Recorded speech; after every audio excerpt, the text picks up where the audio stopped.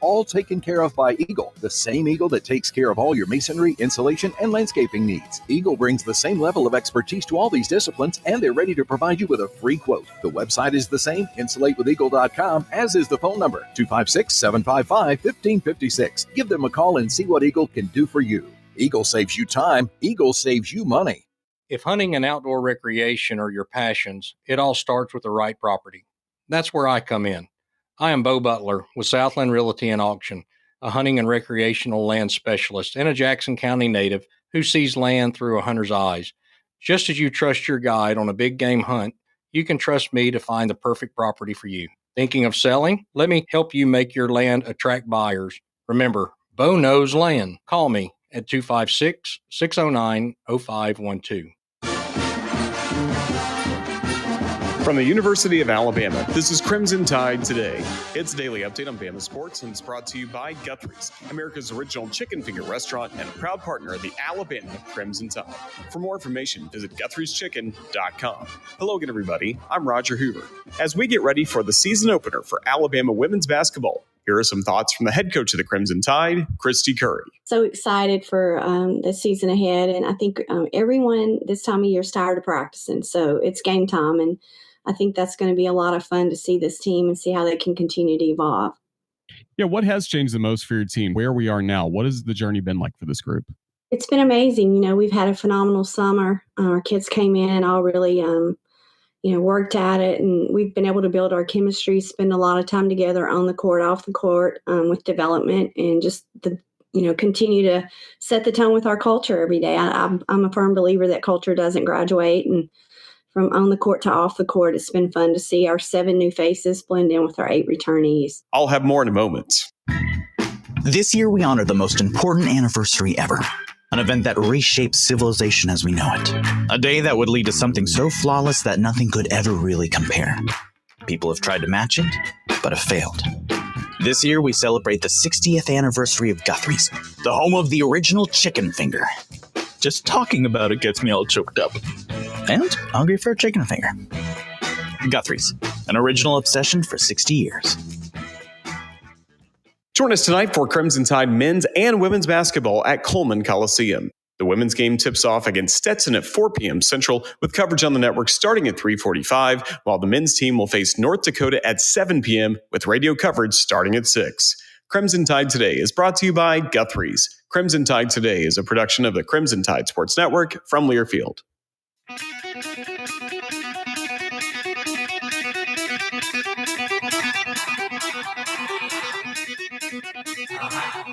Welcome to Talkin' Ball with Scott Tyson and Drew DeArmond. Call into the Neighbors Wealth Management Hotline now, 256-576-4977. That's 256-576-4977. Now, here's Scott and Drew. And just like that, we're back, we're live, we're brand new, we're off, we're running. It's Talking Ball, 97.7 ESPN The Zone. Scott Tyson, Drew DeArmond, we are live this Monday morning, sitting here in the service department of Bill Penny Toyota. Their doors have just rolled open, and the line to get in is nice and long here on a Monday morning. Monday through Friday, 7 a.m. to 7 p.m., and then on Saturday, 7 a.m. to 5 p.m., they can service your vehicle. Don't forget, cold weather coming up. You're going to need to get that battery done. Anyway, a lot of stuff to get through here on a Monday. And obviously, we start with the biggest news that happened yesterday. And that is, after going 15-19 and a conference record of 6-15, Auburn has departed ways with head coach Hugh Freeze gone. Those numbers, that 15-19 mark, that 6-15 mark, make Hugh Freeze the least successful Auburn coach to have lasted at least 3 years since 1950. So what does it mean for Auburn? Well, it means they're going to have to pay him just a little bit of money. The expected buyout is going to be around It did drop by $4.8 million, but it's going to be around $15.8. They're going to owe him 75% of his remaining salary, which is going to come out to $406,105 per month until January 31st of 2029. So Auburn done with the Hugh Freeze experiment. The error, which is what it was. Like I said last week, and even I didn't think it would hit this rock bottom, but if they lost to Kentucky, he'd basically not make it back to his office, and that's pretty much what happened. It was one of the most horrendous football games I've ever had the displeasure of watching. It set football back maybe 50 years. It was two terrible football teams, probably two universities that are going to make a coaching change at some point. Maybe Stoops goes on a run, and he's had a great he's had a great tenure at Kentucky. He's the all-time winningest coach ever, but they stink.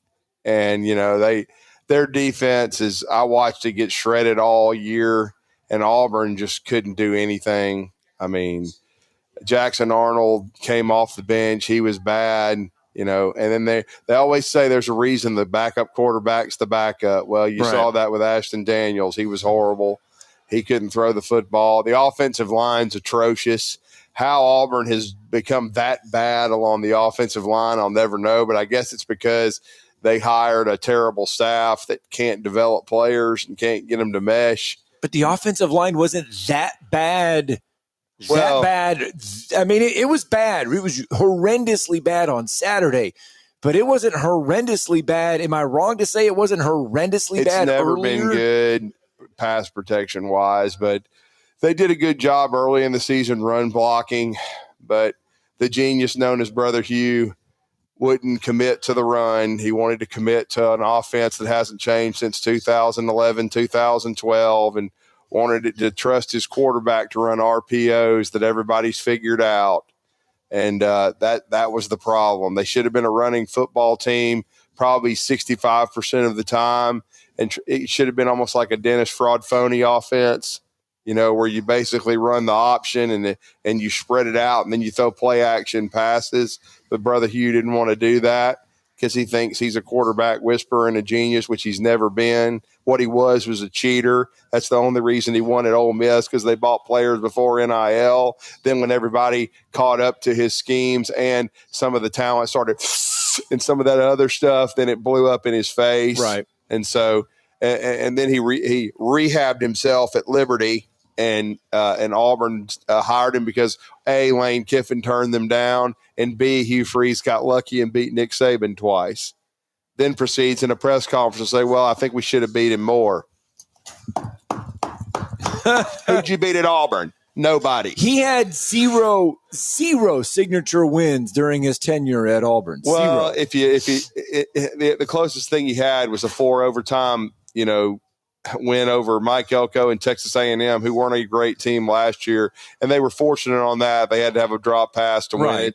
Right, and but he did not beat Alabama. He did not beat Georgia during his tenure. Well, I'll just use a Hugh term, Brother Hugh, close. Oh, they were close, were they not? He was close to winning a lot of games, but close gets you fired and lets a hand grenade. Well, so it was really bad on Saturday. Auburn really no choice. So I know a lot of people are going to say, well, what would Auburn have saved if they would have done it on December 1st? If they would have let Hugh Freeze finish the season money-wise, what would you have saved? Well, roughly $400,000. That's it. That's a lot of. That's just a little bit of Yellowwood. They're not worried about that. That's all you would have saved if you would have waited until December 1st. Not much at all.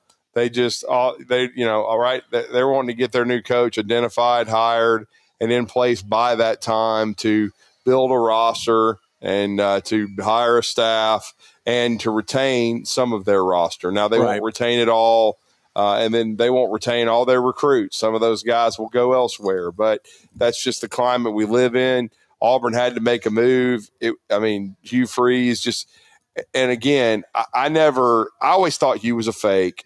I didn't like the way he threw his players under the bus. Well, he kept throwing the quarterbacks under the bus, did he not? He took very little blame. He would just say, well, it's unacceptable how we're playing. No, what he should have said is it's unacceptable how I'm coaching. I'm doing a very poor job. I stink. But he's such a narcissist, he's never going to say that. Narcissist, it's always deflect. Right. It's always somebody else's fault. Well, like I said, the entirety of his tenure at Auburn was Hugh Freeze's fault. The only reason it's better than Brian Harsin is because it's a better roster and he recruited well. Both of them were bad fits. Both of them were terrible hires.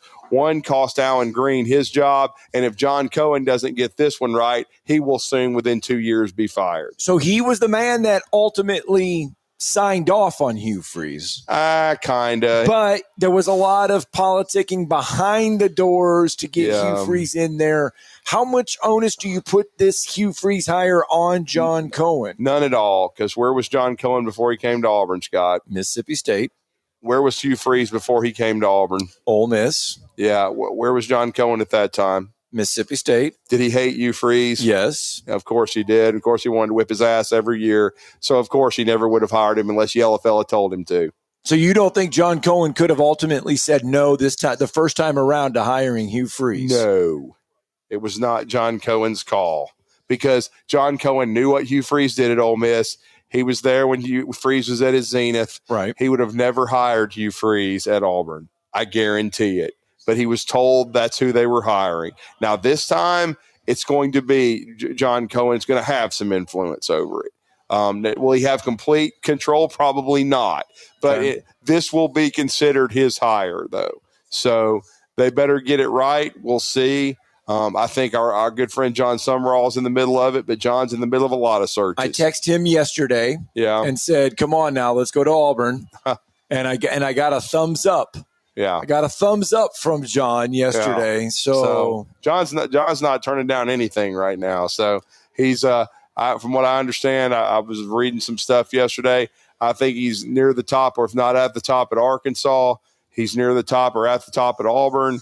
And I think that Florida, he should be near the top. I don't know if he is because. Right. Again, he's not an offensive guy, and they may not think he's sexy enough, but I think he should be. I think if Mike Norvell ends up, let go at the end of the season, I think John should be in the mix for that one.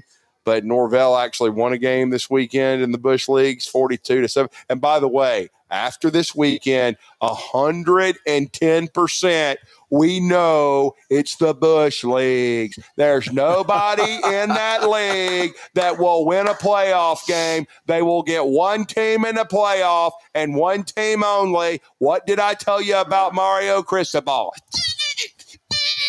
Heimlich's a lot. Yes, there's a lot to get through, a lot to unpack with that as well. We'll run down the rest. That's part of the ugly, by the way, yes, including Carson Beck. Yeah, so this is, by the way, Heisman Trophy and be a top 10 pick, Scott Tyson. Yes, this, by the way, is also your good, the bad, the ugly from a weekend of college football. And Carson Beck sucks. S-U-C-K-S. He is not any good. We had to start with the biggest news of the morning, and that was Hugh Freeze being dismissed at Auburn yesterday afternoon. Sucks worse. S-U-C-K-S. He scored 3 points against Kentucky, who Tennessee scored 56 on. I do have to give props to, what is it? His name is escaping me, but the student reporter for Auburn, who yesterday morning woke up and kind of got the ball rolling early in the morning on all of this, looked at the tee times for the country club. Hugh Freeze had a standing 1:30 p.m. tee time on Sunday at the country club down there in Auburn.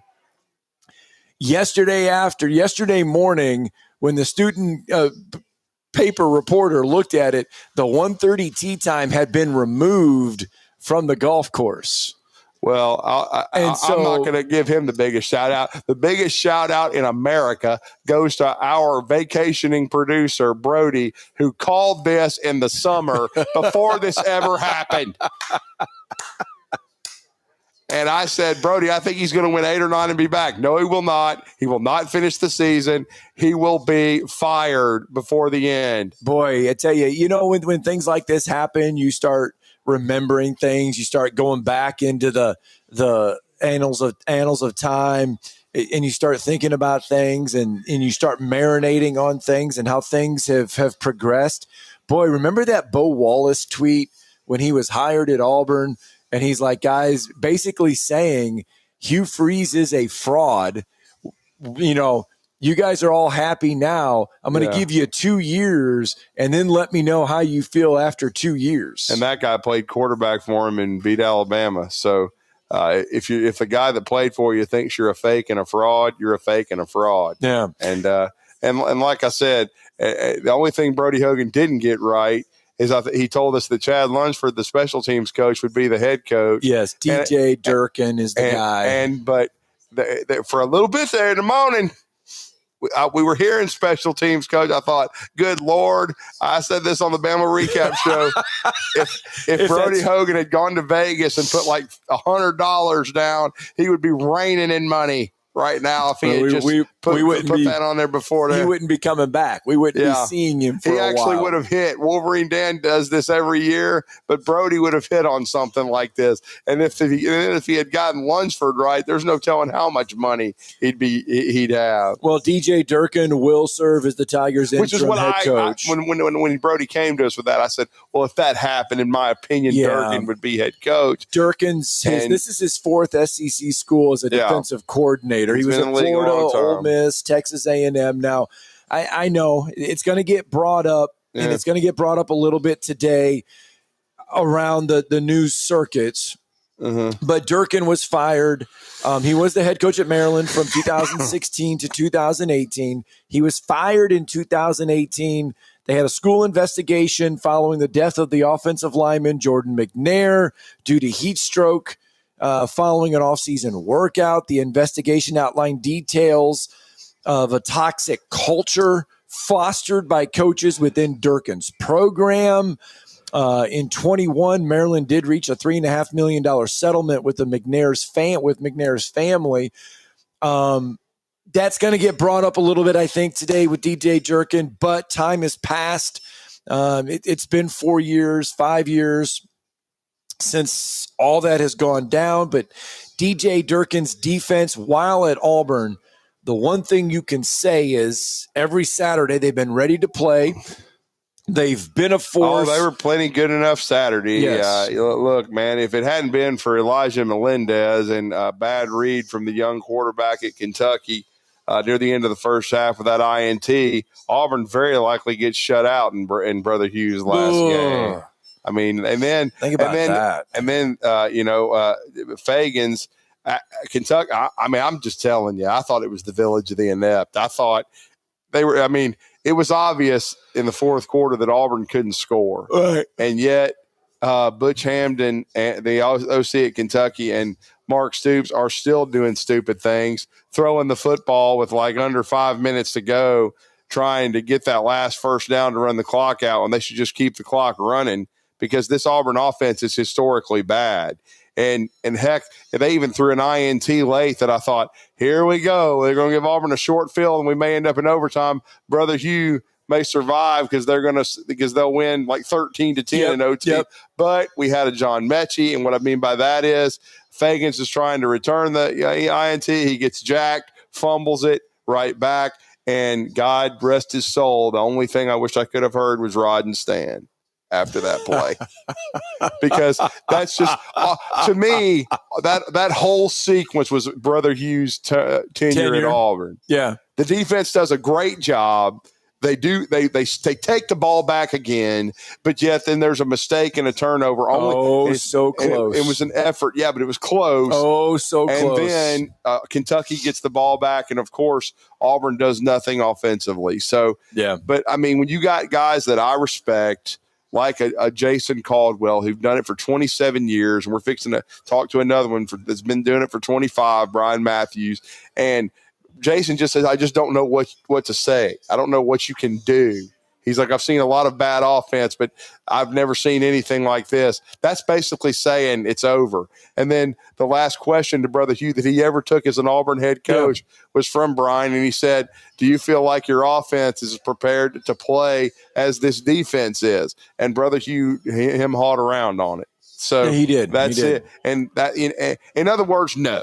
I mean, I don't think Bryan thought that. I don't think that anyone that covered the team thought that. Because think about it.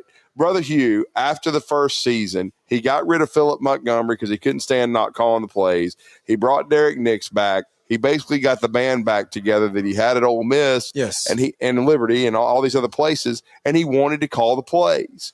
Well, he did it, and it was an unmitigated disaster. At the same time, he got rid of Ron Roberts, who went to Florida. Florida's defense is doing well, and then he brought in DJ Durkin, and Durkin has done a good job for 2 years. Yes, I think he has. And they've gotten better and better and better. And now they're one of the best defenses in the SEC, if not college football. And I'll just say this. We've already seen the list. We've already talked about John Sumrall and this and that. But DJ Durkin is on the list. There are Auburn boosters who ponied up so he wouldn't go to Ohio State and paid him to stay at Auburn. They're very impressed with what he's done. And I'll just guarantee you this. I guarantee it. Now, it would knock both Vanderbilt and Alabama probably out of the playoff because Alabama, they still have tough games with LSU and Oklahoma. But we know the Auburn game will be tough in Jordan-Hare Stadium.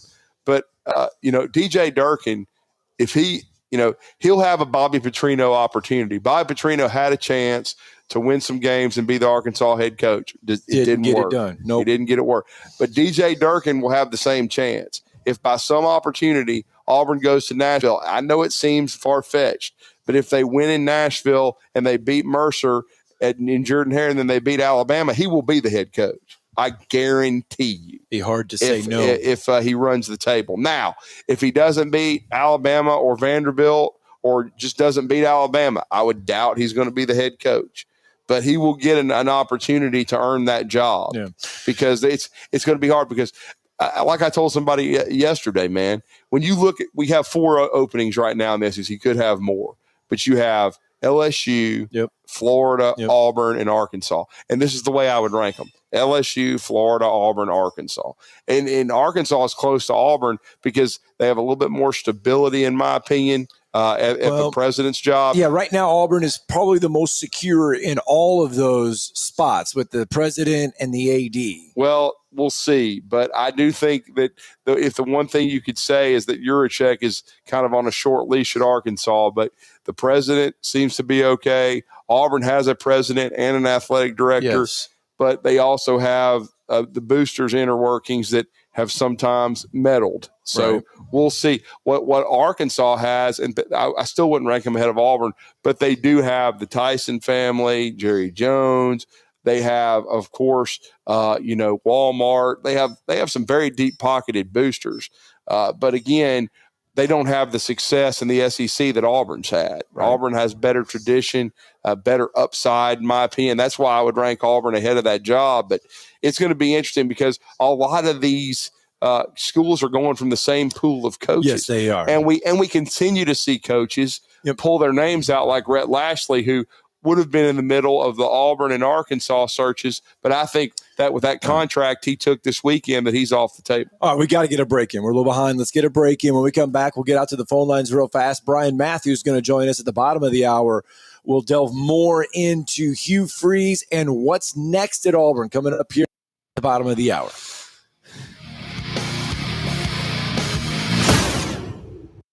You're listening to Talkin' Ball on 97.7 ESPN, The Zone. Your customers deserve the best, and so do you. You invest in your customers with your heart, soul, and skill. Well, it's time to invest in yourself with the next generation Cat 255 compact track loader from Thompson Tractor. After all, those who give their best deserve the best, and this machine has it all. With features that include a more powerful engine, tri-axle truck loading capabilities, a spacious cab, and a smooth ride for all-day comfort. Best of all, now Thompson Tractor is making that investment even better with our Workhorse Special. Get 0% financing for 36 months on the purchase of a new Cat 255 compact track loader that comes with a 3-year warranty. You also get a 74-inch bucket and 1,000-hour filter kit. Great news. This offer is now extended through the end of December. Visit ThompsonTractor.com for details. Thompson Tractor. We're here for you. SportsMed is the official team physicians of the Rocket City Trash Pandas. And if the pros trust SportsMed, you can too. SportsMed provides every service you might need for complete orthopedic care, specializing in orthopedic surgery, sports medicine, joint replacement, spine surgery, neurosurgery, and podiatry. And they offer their own brace shop, in-house full-body MRI, physical therapy, walk-in clinic, and so much more. 4 locations and on the web at sportsmedalabama.com. Tom Abraham here for my friends at North Alabama Mortgage. Did you know that average home equity is at an all-time high? But so is average consumer debt. Even though rates are higher now, you can use your equity to pay off your high consumer debt, student loans, etc. Then refi when the rates drop. Don't put off that new home purchase. When rates drop, prices will go up. Buy now and get the best price and then refi when the rates drop. This is the time to talk to the experts at North Alabama Mortgage. Visit northalabamamortgage.com for more information. Since 1983, Berkshire Hathaway Rise Real Estate's Ann Adams has been your local go-to real estate expert in the area. As a buyer, you can trust Ann's in-depth knowledge of the local housing market to narrow available properties down to those you'll be interested in, saving you time when shopping for a new home. When you're ready to sell, Ann's expert negotiation skills will ensure you get a fair price and hassle-free experience. Call Ann Adams today at 256-337-2625 or email annadamsrise@gmail.com. This will turn journalism on its ear. Watch our stream on WZZN TV on Twitch and YouTube. But you are the greatest hero in American history. We are 97.7 ESPN, The Zone.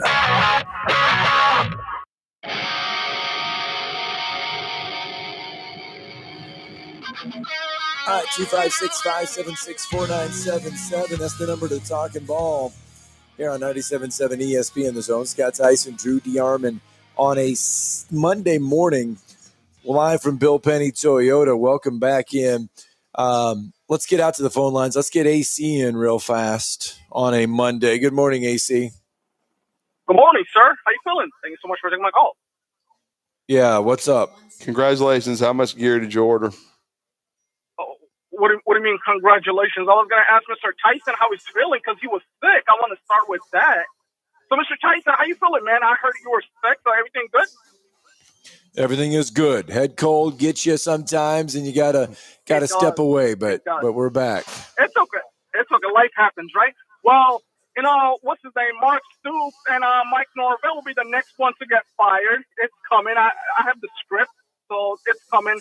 And of course, as I predicted, Dodgers, they're going to win. I predicted Game 6, and then I did say on Friday's show, Game 7, we're going to have extra inning because MLB gave me all the script. Now, I cashed in a lot of money, a lot of money, because I was on their bandwagon. It's all about that dollars, Mr. Drew, because at the end of the day, AC would never file taxes because tribal chief knows how to dodge taxes. If you need my advice, I can give it to you. But you and I, we can work together to make some money, right? Money first, passion second. Thank you so much. Is he just saying he committed tax evasion? Because that's what it sounded like. Which means he should be deported by ICE again. He got some gambling earnings he hasn't claimed, apparently. Well, I asked him, I said, how much gear did you order? Because he predicted the Dodgers would win. Did I watch one out of it? I did not. Was it a great World Series? Obviously it was. It was one of the all-timers. But, I'm not a Blue Jays fan. I'm not a Dodgers fan. So I didn't partake. All right, coming up here in just a few minutes, Bryan Matthews is going to join the program. One of the things that we will talk to Bryan about is, and we've kind of hit on a few of the names, is where does Auburn turn to? Who should they turn to? And yesterday, oh my goodness, some of the names that kind of came up were just Bruce Feldman from The Athletic threw out some names. And this here is, folks, all this is this isn't people that are in Syria. This isn't people who John Cohen has already reached out to. This is people throwing names on the board and seeing if they stick. This is the conversation you're going to get.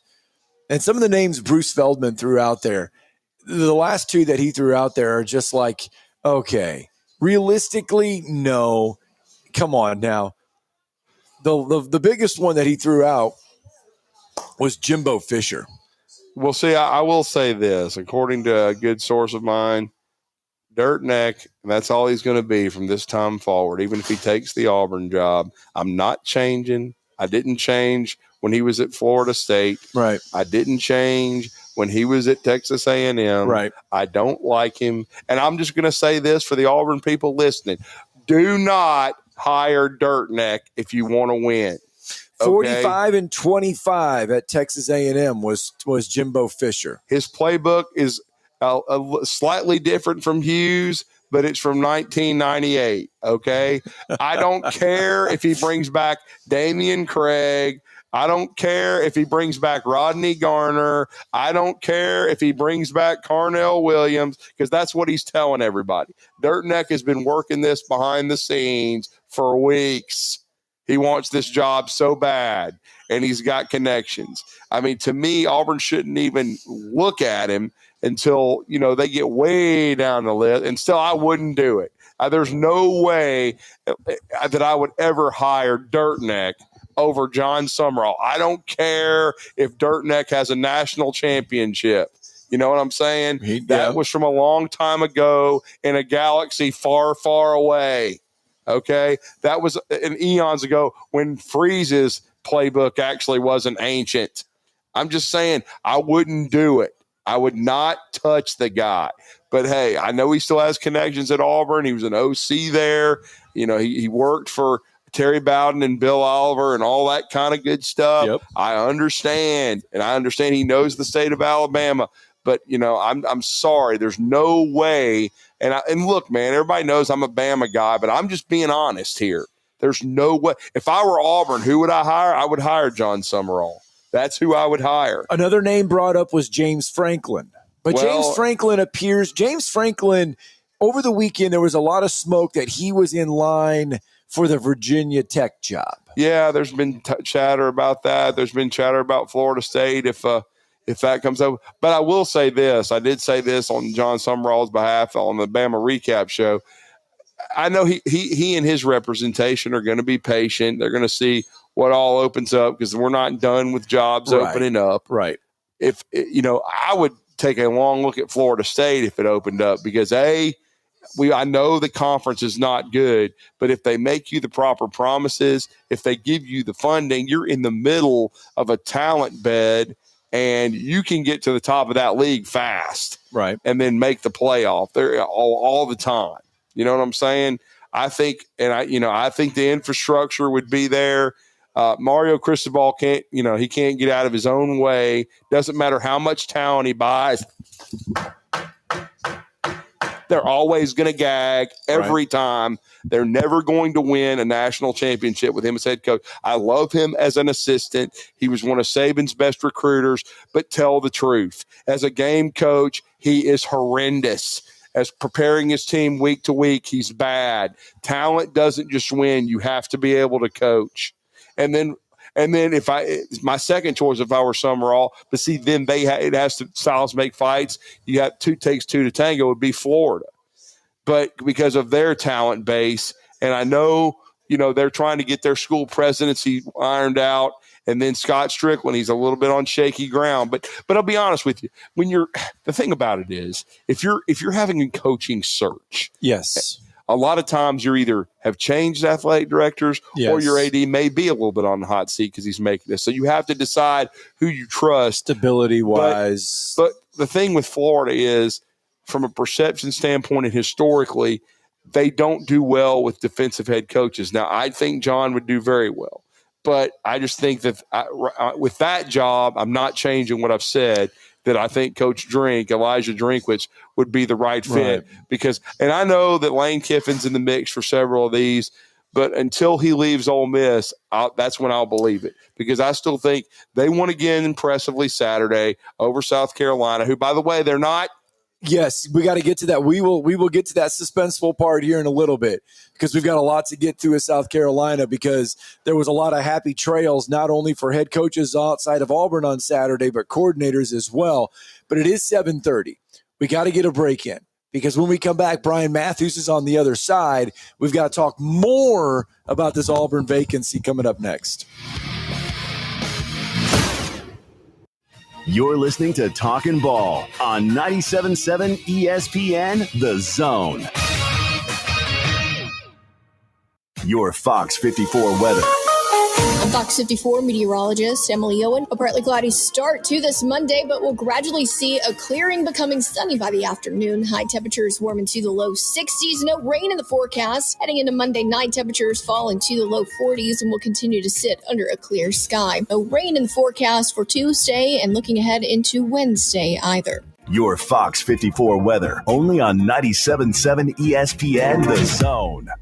The company is Eagle Masonry and Insulation, but did you know they're also Eagle Landscaping and Dirt Work? Eagle can take care of all your landscaping needs, including irrigation, sod work, and planting, both plants and trees. On the dirt work side, Eagle can grade and build your pads, haul dirt in or out, and even do erosion control. Philip Love and his team can do it all for you. The website is the same, insulatewitheagle.com, as is the phone number, 256-755-1556. Give them a call and see what Eagle can do for you.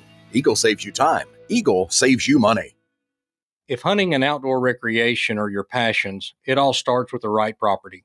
That's where I come in. I am Bo Butler with Southland Realty and Auction, a hunting and recreational land specialist and a Jackson County native who sees land through a hunter's eyes. Just as you trust your guide on a big game hunt, you can trust me to find the perfect property for you. Thinking of selling? Let me help you make your land attract buyers. Remember, Bo knows land. Call me at 256-609-0512. From heirloom diamonds to contemporary jewels, Loring & Company is the place to find something truly special. Whether shopping for a diamond ring for that once-in-a-lifetime occasion or marking a milestone birthday or personal achievement with a Rolex watch, you'll find just the thing in our edit of the world's most sought-after brands, including David Yurman, Roberto Coin, Marco Bicego, and Fopay. Expect a treasure trove of the world's most unique, even breathtaking earrings, rings, necklaces, and bracelets, making choosing just one piece a challenge in itself. Loring & Company Jewelers on Airport Road.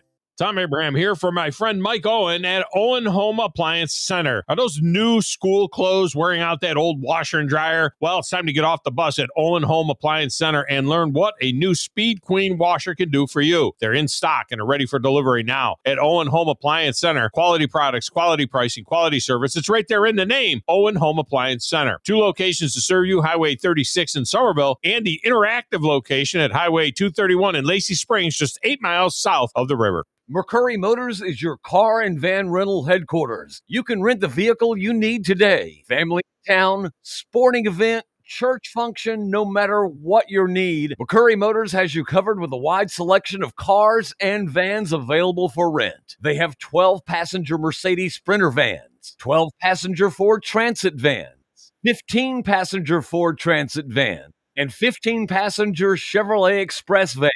They have 2 locations, Highway 72 in Athens or Max Luther Drive in Huntsville. Talking Ball with Scott Tyson and Drew DeArmond. Weekday mornings beginning at 7 a.m. only on 97.7 ESPN and the 97.7 ESPN The Zone app.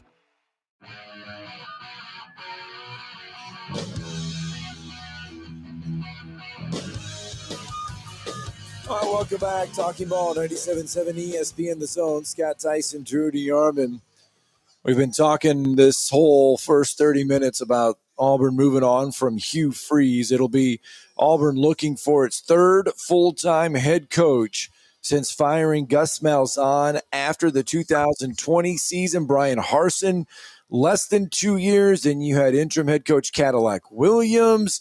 And then you have Hugh Freeze. Boy, coming off that loss to Kentucky, you knew it was inevitable because that performance was horrendous on the offensive side. It was just – there was a lot of bad ones in 3.5 years, but it was probably the worst I've seen.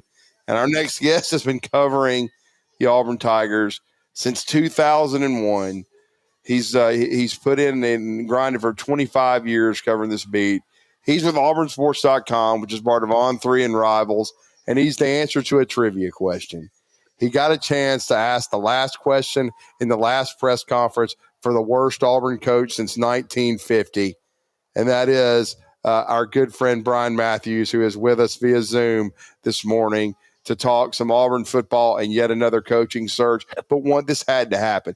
This was just I knew Brian Harsin was bad, Yeah. but this was terrible. Only difference is Hugh has a better roster. He's leaving DJ Durkin and the rest of this coaching staff. But what just a train wreck this was on offense for 2.5 years for Auburn. Brian, good morning. Good morning, guys. How are y'all doing? Can you hear me? Do we have you, Brian? I think so. Can you hear me? Testing. Yeah, Brian, we got you. Can you hear me? Okay. Bailey's working on trying to get Bryan Matthews through on the Zoom, but yeah, no doubt. So Freeze went 5-7 his first year. He arrived to go 6-7. I mean, from 5-7 the year before, he arrived to 6-7. He got him one win better. He managed to salvage a recruiting class when he arrived there. I mean, that's the one thing he did do. He recruited well. They got their NIL straightened out.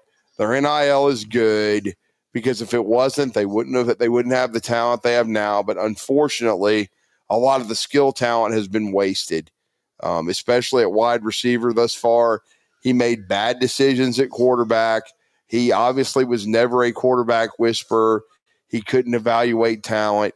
And so hopefully we're going to get Bryan Matthews through on the Zoom here shortly and be able to get his thoughts on this Auburn situation. All right. So we ran down what Auburn was going to be going through and who they might be looking at.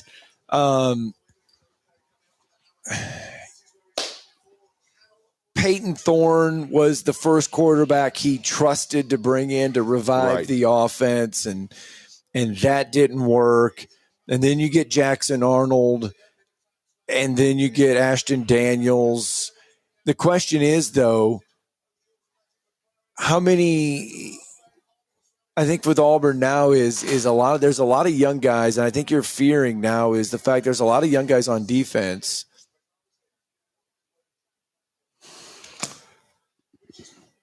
Yeah, there's a lot of guys on defense, and the question is, how fearful are you if you're an Auburn fan that you're going to lose a lot of these guys through the portal?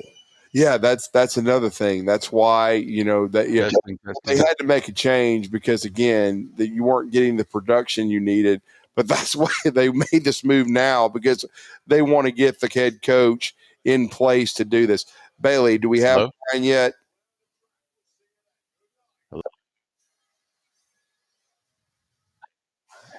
There we go. Hey, man, sorry about that. How accurate have we been then? Yeah, because you did ask the last question to the worst coach of the Auburn since the 1950s.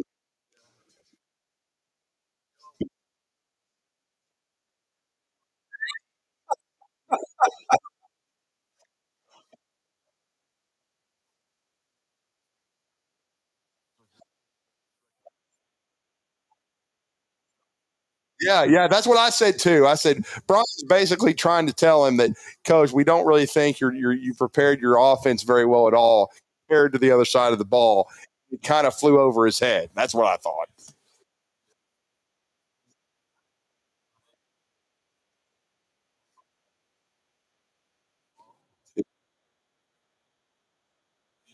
Mm-hmm.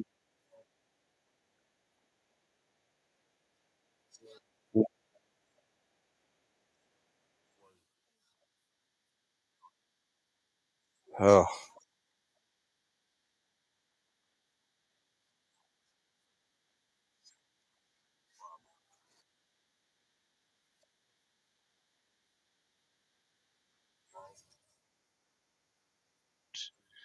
Really couldn't build a decent staff and struggled to make connections here in this state within the university.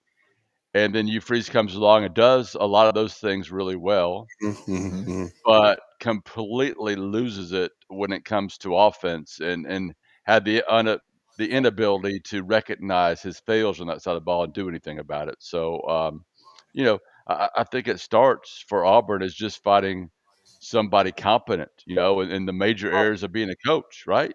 Just do the big things well, and Auburn can maybe not win championships, but at least be a competent team on the field and compete and have a winning season and not, be hurtling toward their 5th consecutive losing season. Wow. Bryan, in the short term, we'll talk long term here in just a minute, but in the short term, you've got a game to get ready for. How do you look at and where do you look at offensively? Who calls the plays? I know we'll find out more probably in the next, few hours here with Auburn. But where do you anticipate the offense going to now in the short term? I don't know what Dirk is going to do yet. I don't have those answers, but we will get those answers when we talk to him. I think it's at 12:30, 1:30 today for his press conference with him and John Cohen. My guess is he's going to pick somebody on offense. Maybe it's the coordinator or the quarterback's coach, or maybe he says, hey, you guys are not getting it done. I'm going to find somebody over there with some new ideas and let them have a chance to, prove what they can do, right? And maybe take a big step forward in their career. So I'm not exactly sure how he's going to do it. If I was him and my defense was playing at a championship level, which I think it is. I don't know if you folks, I don't know if y'all have seen the stat, but 3 teams in the country haven't given up 24 points. Indiana, and is it Ohio State? It's Ohio State, Indiana. And they're like 19-0 combined or something like that. And then we have little old Auburn, which is, 4-5 and just fired their coach. Yeah. That's just unbelievable how you can be that big of a disparity on both sides of the ball in a football program. So, if I was him, I'd find somebody that just wants to run the daggum ball, play, complements field position, work on those special teams, and see if I can't find a way to win a football game. Well, see, that's what I said earlier in the show that, Scott asked me, he said, well, the offensive line wasn't that bad early. I said, well, they were running the ball early. Yeah. And Hugh just kept getting away from it. And I don't know why. I think they would have been better suited to run almost a spread option type thing that Franchione ran at Alabama, and then you would play action off of it. Guys would be wide open, and then you play to your defense. But he just never wanted to play complementary football. It's almost like he wanted to prove how smart he was, and he was smart back in 2012. Yeah, instead he proved the opposite. And, I know Auburn's offensive line has not looked good as a unit, right? Yeah. But I think a big part of that, and I don't know what percentage, but I think a big part of that is how it's functioning in the previous offense. I just think there were fundamental flaws from the top down, and that affected all areas of that offense. So I think there is potential for the offensive line to perform better in a different type offense with a different person in charge of it. So we'll see. We'll see what you can do in 4 or 5 days here as they get ready for a Vanderbilt team that is really well coached, does all the fundamentals right, and is not going to give up no matter what happens in that game. Well, Bryan, whoever gets tasked with doing this offense on the short term has got to figure out, is it Jackson Arnold or Ashton Daniels? Or Deuce. Or Deuce. Who is it? Yeah, who is it? But I tell you what, though, if the offensive line plays the way they played on Saturday, I don't think it matters who is back there at quarterback. Yeah, what was it? 7 sacks, 12 tackles for loss, something like that. Not good. Yeah. Not good at all. But we've seen that. We've seen Jackson and now we've seen Ashton Daniels kind of stand back there hold the ball for a long time. And that's a big part of those sacks. But they have been better going forward with the running game. So that certainly needs to be a feature for that side of the ball, and see if Auburn can pull off an upset. I'm sure Vanderbilt's probably pretty upset with their loss and feels like they got their backs against the wall and need a win. So this is a tough turnaround for a guy like DJ Durkin to get this team ready. We're talking to Bryan Matthews, AuburnSports.com, part of On3, of course, and Rivals. But, Bryan, I got to ask who, as far as this for the Auburn Tigers, and your gut feeling, because we saw Bobby Petrino gut the defensive side of the ball when he got the head coaching job. And it's not really made a ton of difference. They have competed. They have been in every game, but they've still struggled. Does your gut tell you that Durkin may do that, or as far as on the offensive side, or might he give a Kent Austin a chance, who maybe without, I'll just say, handcuffs from Hugh Freeze, maybe this offense comes alive. I think that's possible. I just think it comes down to him speaking, to Kent or whomever, and do you have some different ideas, right? Are you willing to do some things differently to give us, an offense that just, at the very least is, not the worst offense or the worst passing offense in the SEC, right? To give this team, this fan base, some hope going into the last 3 games. And you mentioned quarterbacks. I mean, Auburn's got 3 games left. Deuce can play and not hurt his red shirt. So that's right. Maybe that's an area they want to go to, right? Give him a shot to show what he can do, and maybe this team would respond to him. I don't know, but I would certainly be open to giving him a shot. Yeah, there's no doubt. And then I was also going to say this too, as far as Auburn and going forward. But with this coaching staff, is this an audition now for DJ Durkin? Does he have a chance? I said it this morning. Scott and I discussed it. I think if they could upset Vanderbilt, and it would be an upset. Vanderbilt's a very good team. Certainly Mercer and Jordan Hare. And then they finished with Alabama. If he could go on a run and somehow, and this would be a stunning turnaround, if he got this Auburn team to 7-5, I think he would have a great chance to get the job. What says you? I think he is a candidate. I don't know that he is a great candidate, but I think he's a candidate, and I think how he performs on the field would would definitely play a part. I wouldn't say the determining part, but would play a part. Gotcha. But I also think that Auburn is going to make moves behind the scenes, and I would not be surprised by the time we get to the Iron Bowl or within a days of the Iron Bowl that Auburn already hasn't made a decision and things just haven't been, written down on paper or anything official. I just think that's the way it's going to go. I think John Cohen is a guy who is going to lead this search. I think he's not one like the previous AD who lets the coach go without a plan to replace him. So I think you're going to see Auburn move decisively here. I don't think this is going to be a normal Auburn search where you've got all these different people involved in it and different coaches saying they were offered or weren't offered, or the wildness. And maybe I'm wrong. Maybe it will take off in that direction. We'll see. But right now, I'm leaning toward being a little bit more straightforward search than we've had in a while. This is we talked about jobs in the SEC because there's 4 of them now open, but Auburn seems to be in a good spot as far as structure goes. They have a school president. John Cohen seems to be on solid ground, I would think, at Auburn. But this hire is pretty big for him, right? It is. It is. This is going to be his determining factor, right? Because ADs are judged by in the South, at least in the SEC, they're judged by the head coaches they hire. And I don't know that he necessarily, even though he was the AD when Hugh Freeze was hired, I think a lot of that work was done before he arrived. So this is really his deal, right? He's hired a husband-wife team for softball. He's hired a women's basketball coach, but he's hired Stephen Pearl, of course, but that was kind of, it happened the way it did, but this is his hire, right? This is open. He can go any direction he wants to. He's in charge here. He's got to, of course, listen to everybody, but he's got to go out there and make the call. And, he'll be held accountable, good or bad. Yeah. And as you said, Brian, you think that I would, making this move, if you're John Cohen and those under with influence, we thought, and I did certainly, that they beat Arkansas. It wasn't pretty, but if they did play poorly, which – wow, they did. It was rock bottom against Kentucky, that they would make this change. You would think, and we've heard John Cohen's comments the last few weeks.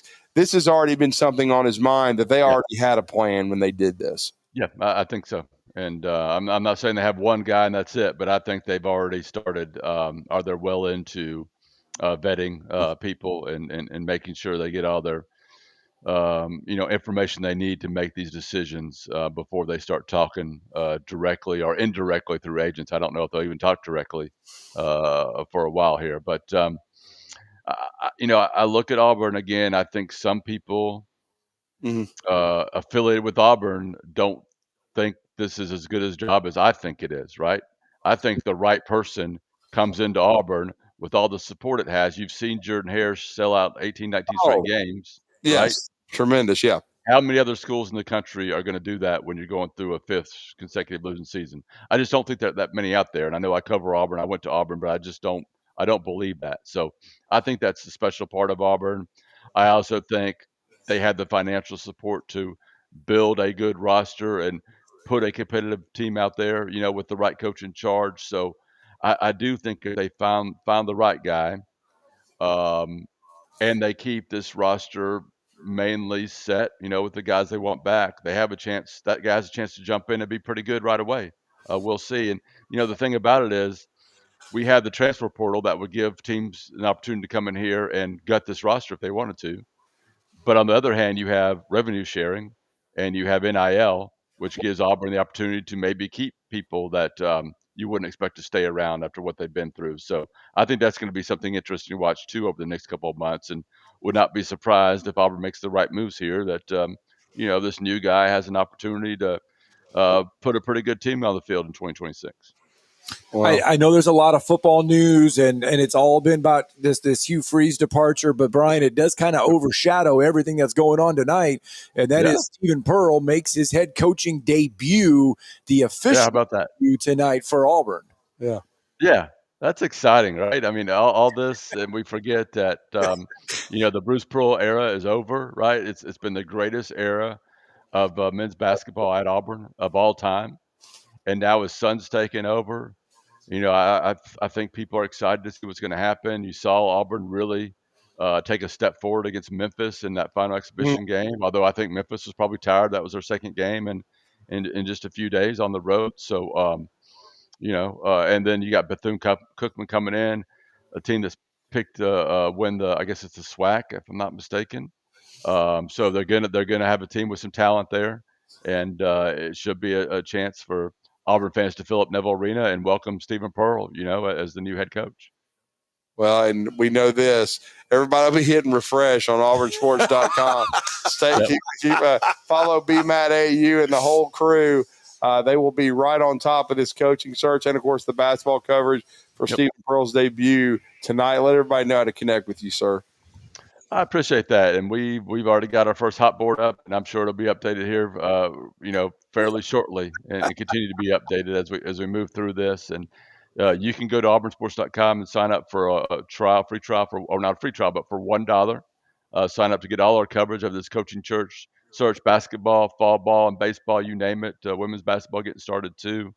All that and more, auburnsports.com. Follow me on Twitter/X at BMAT-AU. Thank you, sir. Thanks, bud. Thanks for being patient with us. Appreciate you guys. Bryan Matthews, kind enough to spend some time with us. He certainly, his time was precious, and he had more than 5 minutes. Took him 5 minutes to get to us. Yeah. we wouldn't have had any time with him. Oh, but that's some good stuff there. And yes, it is time. Stephen Pearl era gets underway tonight there at Auburn, and Alabama gets underway tonight as well. So, it's hard to believe that a new season of college basketball is here. Yeah, it is. And I'm looking forward to being in Tuscaloosa this evening. And it's going to be Nate Oates' 7th year, and they're taking on North Dakota.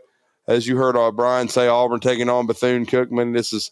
I think they started a marathon already with Field of 68. I think games are starting at 8 o'clock this morning. Oh, is it that early already? I knew they do that on the opening night day. I mean, I saw play. Jeff Goodman tweeting it. He was like, I guess it's the 24 hours of college basketball or whatever. Yeah. So, it's an exciting time. And the high school basketball gets started this week. The Crimson Panthers are going to debut under Christian Swears on Thursday at Bob Jones. Bryant Starkey does an amazing job. He won the Huntsville City Classic last year and had a really good basketball team, and one that gave Huntsville one of their 2 losses. And so they're going to be tough. They're going to be physical. It's going to be exciting. And to your point, right? Winthrop is leading at the half over Queens, 40-35. I told you somebody had some coffee or something. Yeah, so they're already playing college basketball. Yeah. Winthrop is it's the Field of 68 opening day marathon. Right. And if that gets you intrigued on YouTube, I guess you can watch it on YouTube. I don't know if it's blocked or not, or if it's off. But 10 a.m. St. Bonaventure's taking on Bradley. I mean, at least I think it's blocked. Yeah. So there's a lot of. Drake's taking on Northern Arizona later today. There we go. St. John's and Quinnipiac. Quinnipiac, yeah. Yeah, that's a future Alabama opponent in the Garden. Yeah. I mean, Rick will have a really good team, as he always does. And so, hey, tonight, though, at 6 o'clock, you do get number 3 Florida and number 13 Arizona tonight, right out of the gates on college basketball night. Man, with this new backcourt via the portal. Yeah. And some returnees on the front court. Our good friend John Schulman is at North Carolina tonight. Good luck with that. But I will say this. If our good friend John Schulman can shock the world, we'll probably have another free situation at North Carolina with their basketball coach. Getting a little tight there. More than a little tight. Well, that's hour 1 done. Hour 2, we'll dip back into the college football conversation because it was happy trails around the rest of college football. And we need to hit our good, bad, and the ugly. We really haven't. No, we have not gotten. Because we talked about the ugly. It was the Auburn Tigers. Well, that was huge. Brutality. Yeah, well, I mean, you fire a coach, that's the ultimate ugly. We'll get Black some more Sunday again. We'll get to some more good, the bad, the ugly of college football when we return.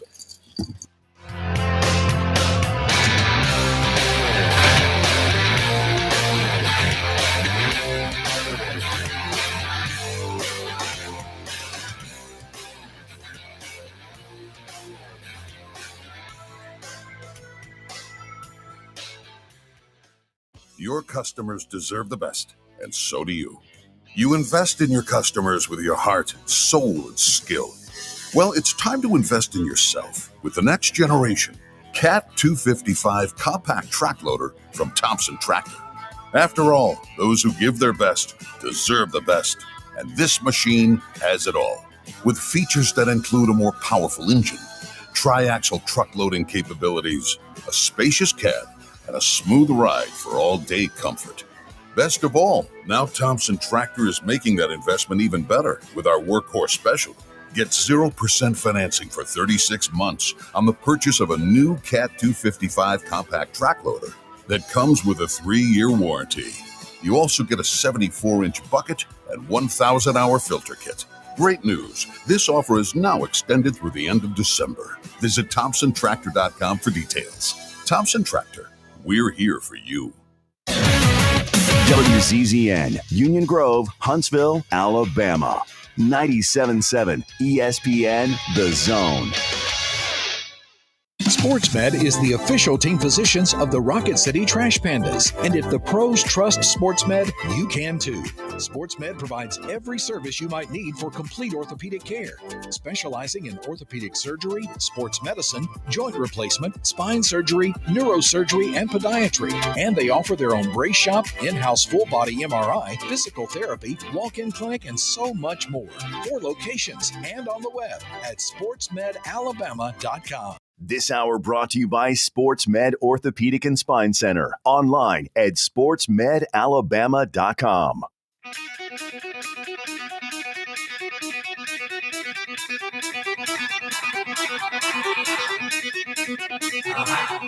Welcome to Talkin' Ball with Scott Tyson and Drew DeArmond. Call into the Neighbors Wealth Management Hotline now, 256-576-4977. That's 256-576-4977. Now, here's Scott and Drew. It is hour 2 of Talking Ball, 97.7 ESPN The Zone. Scott Tyson, Drew DeArmond, welcome back in for hour number 2. SportsMed Orthopedic Surgery and Spine Center, dedicated to providing care that improves lives, helping us kick off hour number 2. A lot of stuff that we have talked about in hour 1. Just to recap, was about Hugh Freeze getting dismissed at Auburn. 256-576-4977. Good time for you to weigh in on all of that conversation. Let's go out to the phone lines to kick off hour number 2. Sean is with us. Good morning, Sean.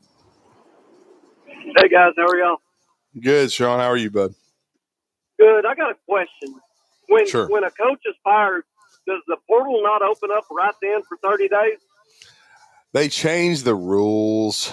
Now it's. Because I was wondering why they would fire anybody in the middle of a season without having a coach already to name. I think what happens is the players, they have that January the 3rd till, or 2nd or whatever, for the portal window open for about 2 weeks. Yeah. But also they have to wait until the head coach is hired. Now, the funny thing is, a kid can put his name in the portal. He just can't transfer until that window opens. Right. But these kids, what they do now though is they I don't think they can do anything officially, at least until as far as to transfer to said institution and start that process until the head coach is hired. Within, I think there's they have to meet with the guy, give it about 5 days. And then they can say, I'm going into the portal. Right. In other words, they still, until that window opens officially, they can't go anywhere, but they can say they're transferring. I got you. Well, I was just kind of confused about that. I don't understand why any team would fire a coach in the middle of the season if it was like it was. Right. Yeah, they wouldn't. Yeah. No. Yeah. Well, that, to me, Auburn firing Hugh Freeze is the good of this week. Football, college football, especially in the SEC, is so much better when Auburn's good. Yeah. I mean, the bad, I don't know that there's a bad this week, really, except for Miami. Oh, Miami's definitely part of the bad. I mean, that was and Clemson, both of those, and Georgia Tech. The ACC was part of the bad. They were horrendous. Yeah. They had a terrible weekend. And they played themselves into a one-bid league no matter what Rhett Lashley says and no matter what he yells. Yep, I agree with that. Ugly. Yeah. How many bad calls is going? I mean, I'm not even so sure if I'm saying this right. Georgia keeps getting away with so many calls. It ain't funny. How? I mean, great question. I thought, I thought it was a catch. I thought the good was the way Florida played on Saturday. From the first angle they showed, you couldn't tell. The second angle they showed, that ball was sideways in his arms. There's no way it hit the ground. I was yelling it from the rooftops. I mean, to my good friend Becky Blazer Smith, she's a huge Gator. I was like, she's like, that was a catch. I was like, it sure as heck looked like it. That was now when I first saw it, I was like, he may have trapped it. But then when you see the replay, you're like, geez, he caught it. And I mean, it was a bad throw by Lagway, but he caught it. The first angle they showed, you couldn't tell either way. The second angle they showed, that there's no way that was not a catch. No, I thought along with I'm going with the Auburn loss. How ugly it was. That was ugly. Yes, I thought that what you're talking about was ugly, Sean. That and then the officiating in the Mississippi State Arkansas game. It was atrocious. The number of flags they threw. I mean, it was this league. That was almost as bad as the Alabama Tennessee game from 2 years ago. I mean, this league, and the funny thing is, and they won't be transparent, the SEC won't. No. I appreciate the ACC being transparent. Look, I tell you what, I watched a little bit of, I forget what ACC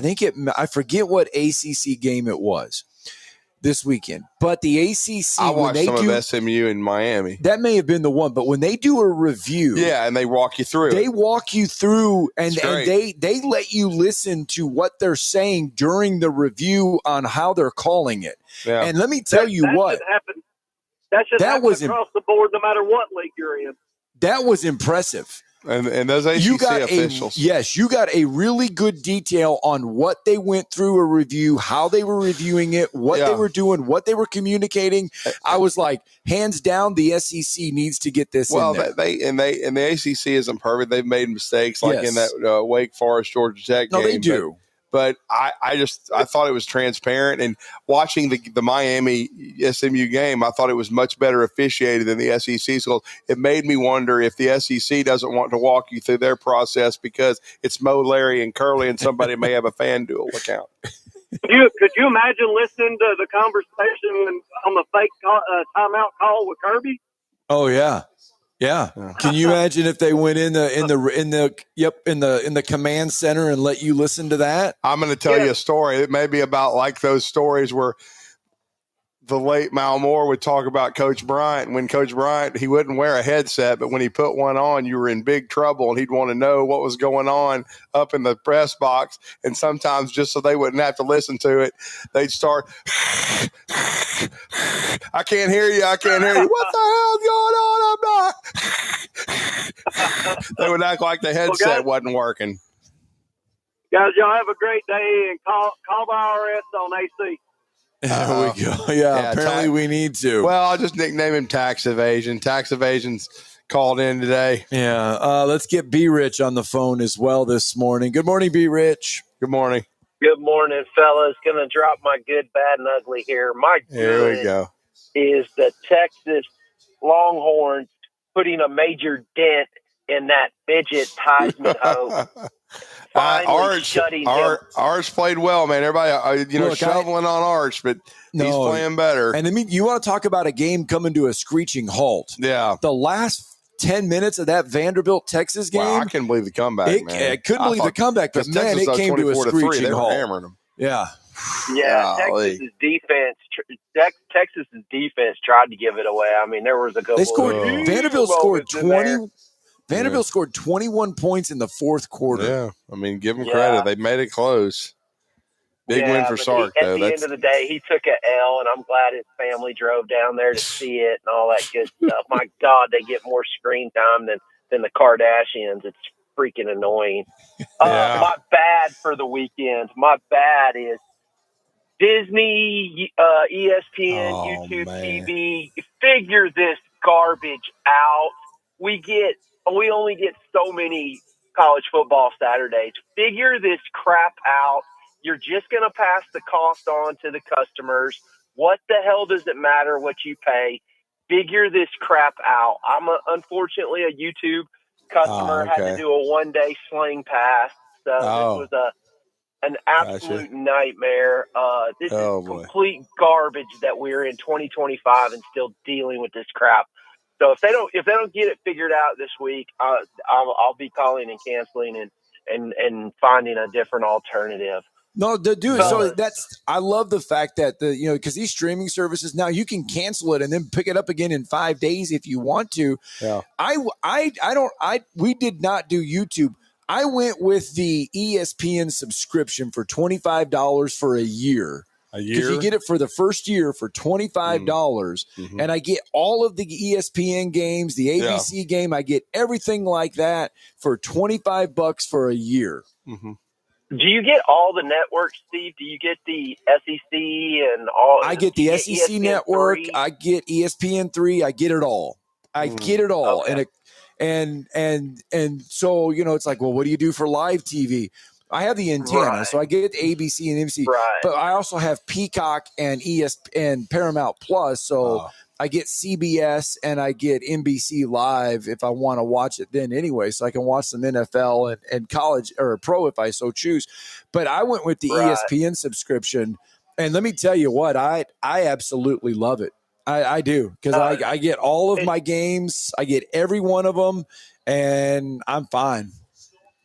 Well, it's beyond frustrating because we also have like the ESPN. We pay extra for the ESPN bundle thing. Yes. But since it runs through our YouTube TV, they blocked it. So like tonight, I'm not even going to be able to watch the Alabama game or the men's or the women's because the ESPN runs through the YouTube, which they've got. It belongs to everybody knows it's just a complete CF. It's so frustrating. But anyways, my ugly fellas, let's jump to that.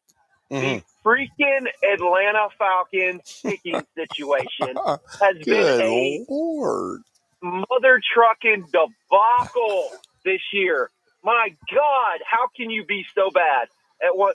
the Falcons just come up with ways to just vomit games away. It's so disgusting how bad they are. I don't know what they thought they were going to get with Raheem Morris, but the dude is the Brian. He's the same as Brian Flores. They're both great defensive coordinators. They are horrible head coaches. Not everybody's meant to be a general. You've got to have some colonels, and these guys are colonels. So quit hiring them to be your head coach. It's awful. The Falcons are so bad. It's so maddening. I want to burn all my crap. But anyway, that's the good, bad, and the ugly for B. Rich this weekend. Well, so are you going to take in the women's opener today, B. Rich? Or are you just going to watch on We're television? not. I'm still. I got too much work on my plate. I got about another month to grind. I'll be done. So, it's just maddening. Of course, I wanted to watch it on TV. Which would be an option. So, they've got to get this figured out because my patience is running thin. But I am excited to see how they play, and I'll be keeping up with it via whatever kind of social media crap I can try to keep up with. So hopefully Ace and the girls and JT and Carly, hopefully they'll do well. I hope y'all get Christy on sometime soon to talk about the season coming up and all that kind of stuff. Thanks, appreciate it. Thank you, B. Rich. No doubt. I mean, I know we're about to take a break, but I agree with a lot of those takes of what B. Rich said. But I will say the good was Arch in Texas. I've said bad and ugly, but Arch in Texas was good. Ole Miss continuing to handle business. Absolutely. Julian Sand, Ohio State, they still look really good. Indiana looks like a machine. They look like they're on a collision course. So there was some good that came out of the SEC this weekend, and it wasn't a pretty win, but you don't ever apologize for a dub. And Kentucky and Mark Stoops found a way to get their first one. Let's get Don in real fast before the next break. Good morning, Don. Morning, Don. Morning, guys. Hey, Drew, just something about the officials. I think this all lays on the feet of the director of officials at SEC, who I've been told is an Ivy League grad. And then that guy, being an Ivy League grad, I don't care how smart you are, you don't really understand officiating in the SEC because it's a different ballgame there. I will also tell you something else, that I have a very, very reliable source, that this new director of officiating basically pushed out at least two, maybe more, of the better replay officials in the SEC, one of whom at one time was head of the NFL officials, and the other one being the former head of SEC officials. And that makes no sense. Those guys have more knowledge and more experience than probably anybody else in the country, maybe. Right. And the second one is on the YouTube TV deal. Why don't all these advertisers that have advertised on ESPN, they need to call and ask for a refund, because they lost a lot of viewers that didn't see their commercials because of what Disney did to this thing. And I put the most of the blame on Disney as anybody. I mean, and even I have the ESPN Plus app on my phone. Yeah. I still couldn't watch any games. Yeah. Yeah. And I mean, basically, what this is, to sum it all up, what it's coming down to is, NBC, ABC, and CBS, when they go through these rights of string, these network affiliation agreements, that's what this is between YouTube, ESPN, Disney, and all that. And it's getting costly, and that's why this changing landscape of TV is going to continue to change, because it's these agreement rights. They're only going to get more and more expensive, and things are going to change here in the future. I guarantee you, things will happen differently. Well, and I like I said before, I'm extremely upset that my ESPN Plus, which is through my phone device, right, I couldn't get to it. Because it's all tied into your YouTube. Yeah, but YouTube, I had that before I had the YouTube. Yep. Right. So well, maybe not. I had to backtrack on that. I really probably didn't, because I don't know that ESPN Plus has been out that long. So, but to me, it's just It's ridiculous that you can't, if you have an app and it's being paid for by someone else, paid to a different entity, that they can still block you from that app, which I have paid for. You know, that shouldn't happen. So anyway, I agree with that. It doesn't make much sense to me. Don, thanks for the phone call. Have a good one now. Yeah, I think a lot of people will definitely go with the ugly, being the fact that they weren't able to watch any college football on Saturday because of everything. My parents used to have YouTube TV. They don't anymore. They have Charter, Spectrum, whatever you want to call it in Gunnersville. I don't have YouTube. I have Comcast, so at least I didn't have to go through it. But I understand what they're going through and all the crap. And it does seem like it's just maddening. There's always something going on with that. And then from what I understand, I know you got the $25 for a year, but they've got that new ESPN app, and I was hearing that they were charging now like $40 a month. Well, see, that's what that's what I have. I subscribe to the new ESPN app, but they have a special where you can get it for 1 year for $25. Well, so what does it renew for? Then it goes up to like $40 or whatever for the year. Yeah, a month or a year? I get it for $25 a month for a year right now. And so you're paying $25 a month? Yes. Okay, not 20. When you said $25 for the year, I thought you meant for the entire year. No, I'm paying $25 a month for the whole entire year for 1 year, and that gives me everything on ESPN plus the ESPN Plus. I have everything, and it also gives me Disney. Like I need Disney. I don't ever watch anything on Disney and Hulu, but still.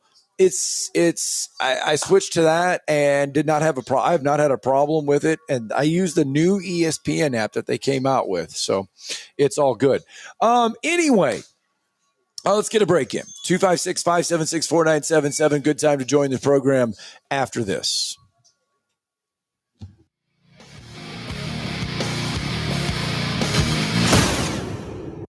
You're listening to Talkin' Ball on 97.7 ESPN, The Zone. By now, you know about Eagle Masonry and Insulation, and maybe you know that Eagle also does landscaping and dirt work. But how about after paint work? Shower doors, shelving, and mirrors, all taken care of by Eagle, the same Eagle that takes care of all your masonry, insulation, and landscaping needs. Eagle brings the same level of expertise to all these disciplines, and they're ready to provide you with a free quote. The website is the same, insulatewitheagle.com, as is the phone number, 256-755-1556. Give them a call and see what Eagle can do for you. Eagle saves you time. Eagle saves you money. Hi, my name is Dan Aldridge. I'm here to let you know about the Aldridge Law Firm and the soon-to-be-announced Legal Town Center. I've been practicing law in Alabama since 1984, and I also practice in Tennessee. And I'm from North Alabama, and I'm here to represent you and take care of your legal needs. For many of us, hiring an attorney is not high on the priority list, and maybe a little scary. But it's something that we all need at some point. So by all means, do your homework. And if you need representation for car accident, wrongful death, medical malpractice, nursing home abuse, or estate planning, or any other matter, just give us a call at 256-534-3188. And you can email me at Dan, that is Dan at danaldridgelaw.com. Dan at danaldridgelaw.com. God bless America. No representation is made that the quality of legal services to be performed is greater than the quality of legal services performed by other lawyers. This is Bill Crawford with Crawdad's Countdown to Kickoff. I've recently had a stem cell procedure on my right knee from Dr. Charles Lee of Regenesis. Stem cells are harvested from your body and re-administered back into your body. This approach is painless, quick, and requires no lengthy rehab. My knee feels better already. Regenesis is located at 4025 Pepperwood Circle Southwest, Suite C, Huntsville, Alabama. Call 256-715-8193 or Google their website for more information. Tom Abraham here for my friend Mike Owen at Owen Home Appliance Center. You know, the holiday season is just around the corner. So come to Owen Home Appliance Center and get the complete Frigidaire kitchen. You buy the fridge, the range, and the microwave, and you get a dishwasher free. Or maybe you need a commercial kitchen for that huge family coming in for the holiday season. Let them help you with brands like Viking, Mealy, KitchenAid, Z-Line, and Cafe. Quality products, quality pricing, quality service. That's what Owen Home Appliance Center stands for. Just 8 miles south of the river on 231. fun. Hey folks, Arthur Seed, managing partner at University Kia, letting you know we are proud supporters of Alabama and Auburn football. Swing by University Kia today and check out our huge selections of brand new Kias, including the spacious Telluride 8-passenger SUV, the slick new K5, the sporty Kia Seltos. We've got perfect cars for every lifestyle and budget. Visit universitykia.com to view all our amazing offers and get pre-approved amenities, because we want to see you in a Kia. Roll Tide, War Eagle. This is your home for Madison Academy football. Owens in some trouble, eludes a man, flings it to the far flat. It is caught! It is caught by Kreider! This is your home for the Mustang Zone. Only on 97.7 ESPN.com and the 97.7 ESPN The Zone app.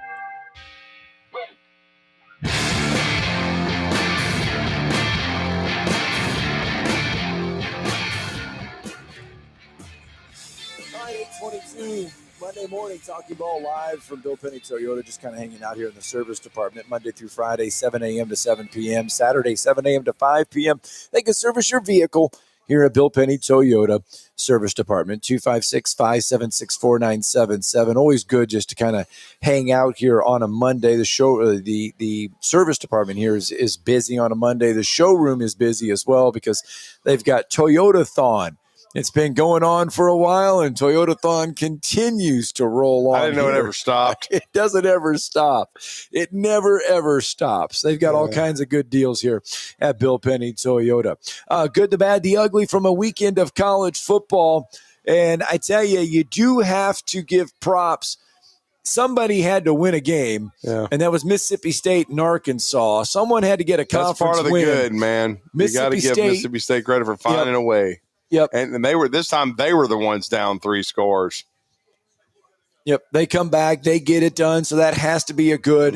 Oklahoma, Tennessee. You're good, the bad, the ugly from Oklahoma. It's never Tennessee. bad when the vomits get the hell beat out of them. and it was a weird game because you watched it. I watched. Tennessee went up and down the field. Yeah. And trust me, Oklahoma does have a good defense. Okay. But they didn't shut down Tennessee. Tennessee had about 500 yards of offense, but Tennessee kept throwing up all over themselves. You know, Aguilar probably had his worst game. He's had a good year for Tennessee. Okay, he's been better than I thought he would be. But this was one of those games where he was off. And at the end of the half, he threw 2 horrendous interceptions. I mean, Tennessee's got like 250 yards at halftime.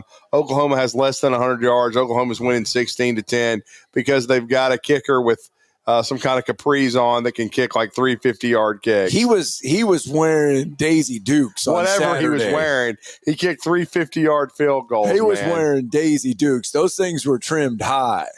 Yeah, he was Tate Santel. he was unbelievable. Yeah. He looked like an NFL kicker.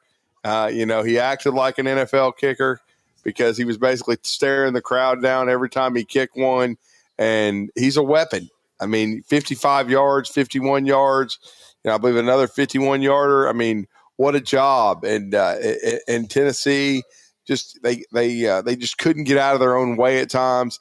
They kind of abandoned the running game, but still moved the ball. Look, they moved the ball up and down the field, and then they executed a tremendous onside kick, and then Ozzie Smith's nephew, or whoever the hell it was, somehow snared it for Oklahoma, made one of the greatest recoveries I've ever seen, just snaring it out of the basically taking the ball out of the air. No, he did. He snared it out of the air, and it was taking victory from the jaws of defeat, because if Tennessee gets that ball, and Oklahoma had pulled a bonehead move. Mateer, who I don't think is very smart, he's a competitor. He played a good game, but he threw a horrendous interception late, when if they had just kept running the ball, they had Tennessee up against it. And if Tennessee had gotten that onside kick, we're talking about being able to steal this game by 1. And so Oklahoma was fortunate to escape. Tennessee moved it up and down the field, but give some of the good to Oklahoma, man. They found a way to win, and they're still alive in the college football playoff chase. And now they get a week off, and Venables gets to prepare for Alabama. And they whipped Alabama last year, but certainly the Tide's got other things to worry about. We really hadn't talked too much about it, but they play LSU, and we don't know what to expect out of this LSU team because of the regimen change. It was a Black Sunday last week, or 2 weeks ago for LSU. No more Brian Kelly, but we got Frank Wilson. So what kind of shape will this LSU team be in? The other big, I guess you could say, ugly from the weekend is, boy, he was getting a lot of heat, and that is Shane Beamer finally has had enough. Finally had Shula anymore. Finally had enough of Mike Shula as his offensive coordinator. Who wouldn't? He gone. He and Hugh Freeze were playing dueling banjos as to who's going to have the worst offense in college football. Both of them stunk. I mean, come on. I was a big Shula fan as a player. He was a scrappy quarterback. He is a terrible coach. Here's what I figured out in this life as I have gotten in this business for 10 years and talked to enough people and watched enough. I used to think the NFL was the cradle for coaching. It is not. It is the cradle for ego management. Just because you're in the NFL doesn't mean you can coach. In many cases, you cannot.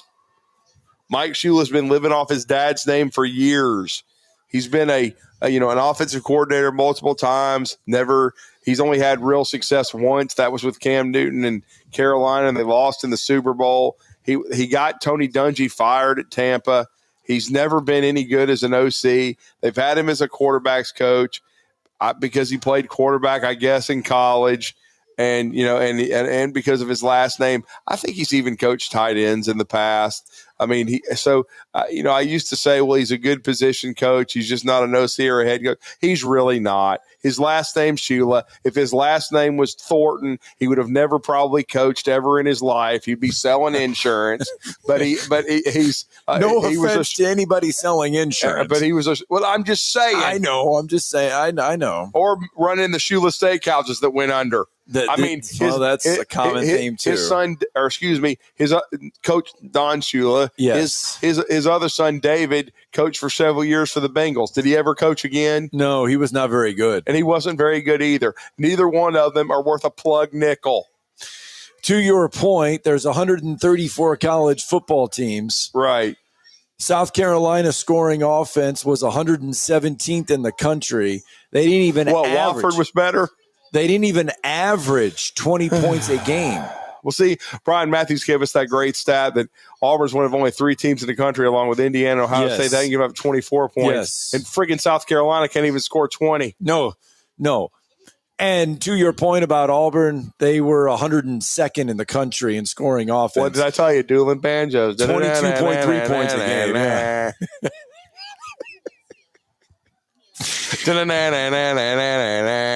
But you know what's surprising is Florida's 105th in the country right now in scoring offense. Oh, they're terrible too. They're terrible. I mean, Billy wouldn't give up play calling either. You know what I'm saying? And if you want to see some good theater and it's part of the ugly, go back and watch the South Carolina game during these struggles. And they when they zoom in on Shane Beamer on the headset, it's not pretty. And a former Sports Illustrated Sportsman of the Year, his offense this year is awesome as well. 108th for the Colorado Buffaloes. Village of the inept. Needs to go back to the SWAC. He can't coach in Power 4 football. In case you're wondering, Wisconsin has the next to last scoring offense in all of college football this season. You want to know how many points the Badgers are averaging on offense scoring a game this year? I'd say 13.5. You're still too high. Wow. 12.5. Only UMass has a worse scoring offense in college football this season. The Minutemen are averaging 11.5 points a game. Horrendous. Wisconsin is next to last, 133rd. We need to talk about something more positive, like Alabama LSU with Rodney Orr. Let's get a break in. Rodney Orr is on the other side. He's going to be gracious with this time. He's got more than 5 minutes to spend with us, and he'll do it next.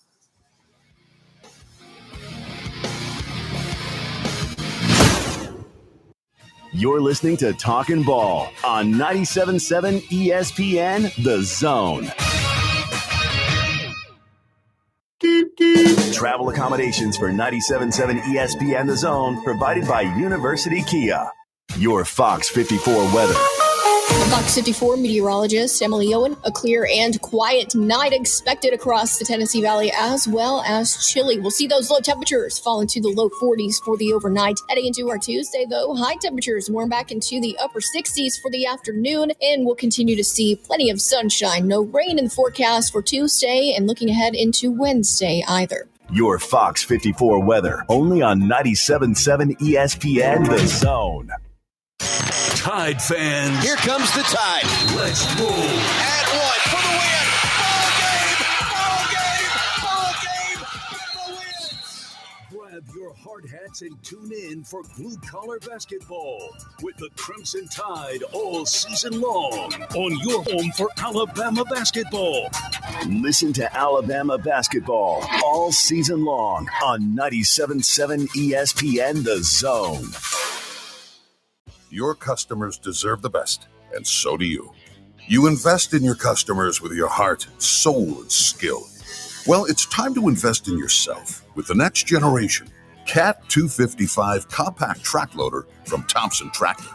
After all, those who give their best deserve the best, and this machine has it all. With features that include a more powerful engine, tri-axle truck loading capabilities, a spacious cab, and a smooth ride for all-day comfort. Best of all, now Thompson Tractor is making that investment even better with our Workhorse Special. Get 0% financing for 36 months on the purchase of a new Cat 255 compact track loader that comes with a 3-year warranty. You also get a 74-inch bucket and 1,000-hour filter kit. Great news! This offer is now extended through the end of December. Visit ThompsonTractor.com for details. Thompson Tractor. We're here for you. When you call most roofing companies, all you'll hear is, you need a new roof. Not when you call Fleming. At Fleming Roofing and Restoration, we're focused on your needs, whether it's an easy repair or a full roof replacement. Folks around here have trusted Fleming since 1965 for all their residential and commercial roofing needs. And as the area's storm damage experts, Fleming knows all the ins and outs of the insurance claims process. Log on FlemingHSV.com to schedule your free estimate today. Fleming Roofing and Restoration. We show up. I'm attorney Gary Lackey. I know your accident is the real thing, and they happen to real people. I'm attorney Justin Lackey. There's a lot of talk right now about bigger, but when you've had a wreck, is bigger better? I'm attorney Jennifer Lackey. Do you want to be just a case number? With offices in Huntsville and Scottsboro, we take the time to help. The Lackey Law Firm. The Lackey Law Family. 1-800-4RIGHTS. No representation is made that the quality of the legal services to be performed is greater than the quality of legal services performed by other lawyers. You've got to experience Toyotathon at Bill Penny Toyota. They've got the selection with over 700 new Toyotas to choose from. And they've got the extras with Bill Penny perks and a 10-year unlimited warranty. So get on over to Bill Penny Toyota today and experience Toyotathon. Bill Penny Toyota in Huntsville and online at BillPennyToyota.com. Bill Penny's Toyota 10-year unlimited warranty is valid through the 10th year of ownership. Valid on new vehicles only. See dealer for details. The Blitz with Joe Hunk and John Abraham. Weekday morning starting at 9 a.m. on 97.7 ESPN The Zone. Tulane plays Memphis this weekend. Yeah. All right, welcome back. Talking Ball, 97.7 ESPN The Zone. Scott Tyson, Drew DeArmond. Monday morning live from Bill Penny Toyota, 8:35 on a Monday morning. And boy, I tell you, because they did take a few days off last week, that being Alabama from practice, a couple days here and there, and we didn't really hear from Kalen DeBoer a lot, it feels like an eternity since we've last heard from Alabama. Yeah, the coaches, did some media stuff, but it wasn't until the middle of the week. Players, we didn't hear from until around Thursday. Yeah. So it was a little bit different week of practice and preparation, trying to get rested and recharged because it's the final bye of the regular season. Certainly, and it's a big month of November for Alabama. They have a lot out in front of them. They control their own destiny in the SEC, and now they have a traditional opponent and rival in LSU that in the last 17, 18 years, it's defined the SEC. It's not the same now with Nick Saban being gone due to his connection as being head coach with the Bayou Bengals, but certainly it's still a rivalry, no doubt about it, and it's a big opportunity for Alabama coming back to Bryant-Denny Stadium for the next 3 games. They got a 3-game homestand before they head to Auburn to take on the Tigers and Jordan-Hare. But we're going to talk some Alabama LSU with a guy so well-versed in that rivalry and in the game, and that's Rodney Orr, the founder and owner of TiderInsider.com, and he's been kind enough to join us this morning on the Neighbors Wealth Management Hotline. Rodney, Drew, and Scott, how are you, sir? Doing well, guys. How's it going?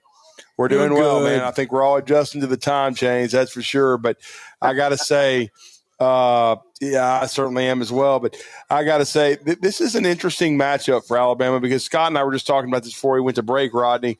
Brian Kelly gone, didn't work out long-term at LSU. Frank Wilson takes over as interim head coach. He was associate head coach, running backs coach. They still have Blake Baker as DC. A talented squad, but I don't know if we really know what to expect from LSU. No, I would agree 100% with that. We don't know what to expect. They are extremely talented, as you said. They're always talented. They got really good players on both sides of the ball. Defensively, they're good. I mean, Baker's a good defensive coordinator. They only give up like 325 yards a game total offense. They probably could be a little better, but I just think for whatever reason, this LSU team, again, I don't follow them. I don't cover them on a regular basis. So I don't know that much ins and outs about what's happened down there, over the past few years and especially this year. But this is a team, like you said, Drew, that's talented, but certainly hasn't lived up to its potential. And you'd have to imagine, Rodney, that this LSU team is going to come in. I mean, they've had a week to get everything on track. You would have to imagine, at least coming out of the gates, they're going to play with a lot of energy and a lot of intensity, you would think, right out of the gates. You would think so.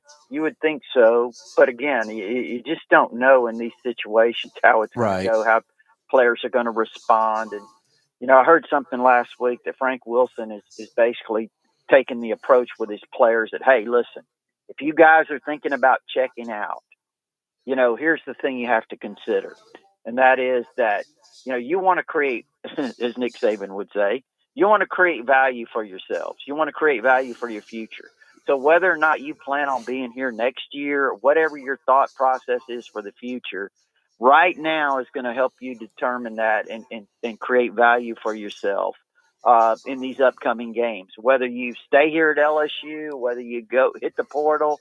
And I thought that was a really good motivational tactic. It's kind of a different one, but it's just basically saying, hey, right now it's important for you to focus on this game. You don't want to check out. It's not going to be of value to you at all. So I think that was a really good tactic that he's used. Now we'll see how much it pays off. Again, they're a very talented team, and but listen, we've seen games before when you have a talented team that's in disarray, program that's kind of in disarray, going up against a team that's really kind of hot, that's on a roll, that has the right mindset, that has really good leadership, and generally speaking, ultimately that team that has it all together, if you want to say it like that, is the one that comes out victorious in a game like this. And then as they went to the bye, Rodney, in your mind, as you cover Alabama, all the time, and you know the program as well as any, what did you think Alabama needed to do, improve most? What do you think that, what were the goals in your mind that Alabama should be trying to attain going into the bye and coming out? Yeah, no, first of all, I think one thing is, you want to get healthy. I think that's the big key. Get the receivers healthy, get the different guys that are nicked up, banged up. They need to kind of rest and get healthy, and I think that was a big part of it. They only practiced twice last week. Now they did. I'm sure they did a ton of other stuff in the film room and what have you. So there was a lot of other kind of preparation that wasn't physical that I'm sure went on.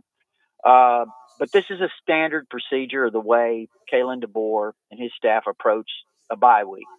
So it's not really anything different, because I know fans are kind of get upset. Why did we only practice twice? Well, that's kind of the procedure that they use. They used it before the Georgia game, and it worked. So, Drew, I do think getting healthy is a real key, and kind of getting a little bit of mental. There's been a lot of stress now. Look, this team played a gauntlet that it wasn't. This doesn't happen often when you go through a gauntlet like Alabama does and come out unscathed. And so it was a really tough thing, both mentally and physically. So I think the recovery in those areas is really important. And as far as just the team in terms of what it does, the execution on the field, I think they've got to get back to, finding ways to be consistent, find the rhythm in their passing game.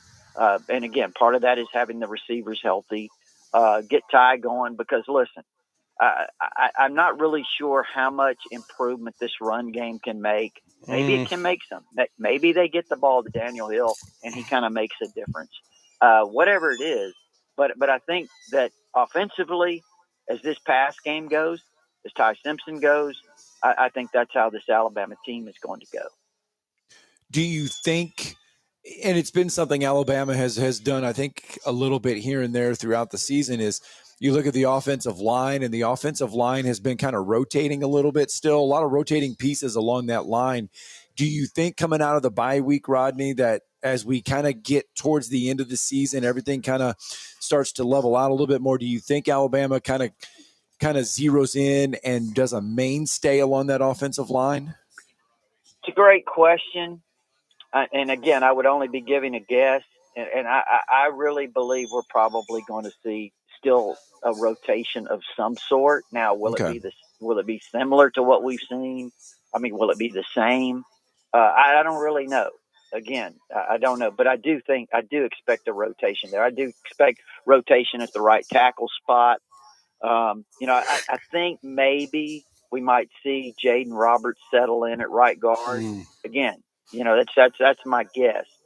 What happens at left guard? I don't know. I know that before the Tennessee game, there was a lot of consideration there with going with Will Sanders. Yeah. But I would probably go with Cam Dewberry and think that there's going to continue to be that rotation, and Vandemarka probably rotate in as well at the right guard spot would be my guess. And I agree with you. I've even said this, that the new watermark for this team should be maybe 140, 150 rushing yards. I don't think it's going to be a dominant run game. The one thing I do like, Rodney, with this coaching staff is they seem open to trying things. And I don't mean grab bagging. I mean, if something's not working, they adjust. And then just like we saw Jeremy in the fourth quarter against South Carolina, he kind of took over the role as the primary ball carrier, he and Daniel Hill, and they were able to make enough plays to win. So the bottom line is finding a way to win. I think they've done a good job coaching situational football.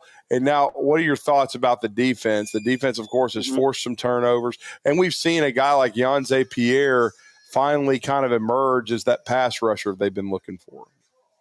No, I agree with you there. I think, obviously Pierre's emergence has been really big, and it's going to be interesting to see if he continues to take steps, because he could become a real valuable pass rush threat, which is what they need. And he's developing into that.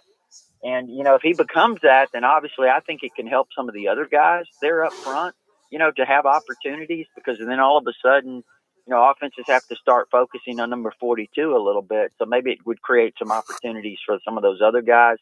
But I just look defensively and I say, okay, the inside backers, they haven't been healthy all year. I know that Womack has had to use different substitution packages to kind of limit some of their snaps. And that'll probably continue throughout the year. I'm not really sure defensively, other than, not giving up explosive plays, which I think they've done a pretty good job of.